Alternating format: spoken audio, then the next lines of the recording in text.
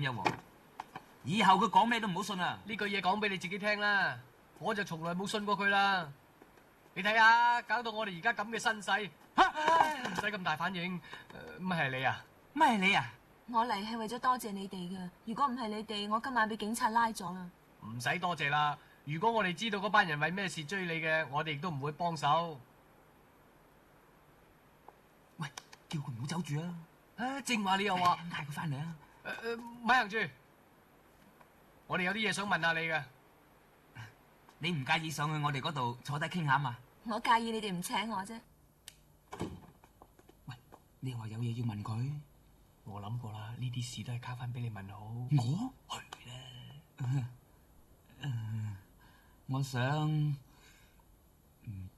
我想問你飲咩啊？紅酒啊！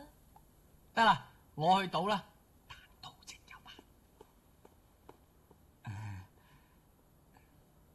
咁嘅，嗰日你咪喺度瞓嘅，點知第日我哋發覺件衫仲喺度，張被又摺好咗。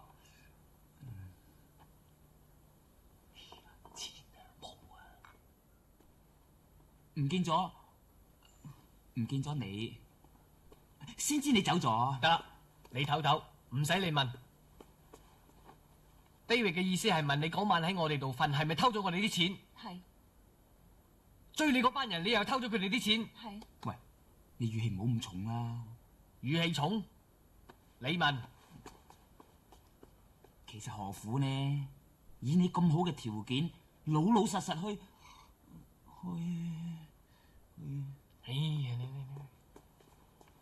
佢嘅意思係話，以你咁好嘅條件啊，就算老老實實去做雞，都唔慌搵唔到食啦。我最憎人哋話我做雞㗎啦！我係靠頭腦搵食，唔係靠出賣身體。冇任何人可以俾錢叫我上床。小姐，佢係原著，我係翻譯咋？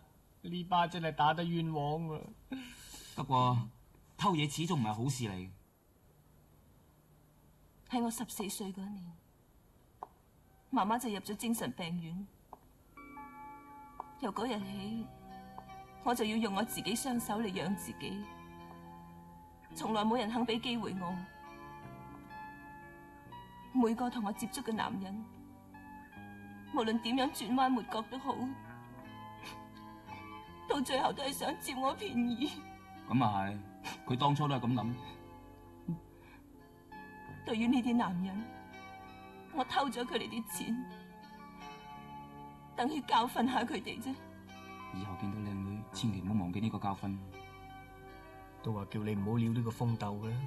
我嘅意思唔係話你哋啊，經過今晚呢件事，我知你哋係對我好，啲錢我會盡快還翻俾你哋。哦，我無非想得個明白啫。你幾時方便咪幾時還翻俾佢先咯，反正我唔同佢，佢啲錢諗住翻香港娶老婆用噶。邊係啊，儲埋準備應急啫嘛。哦，咁。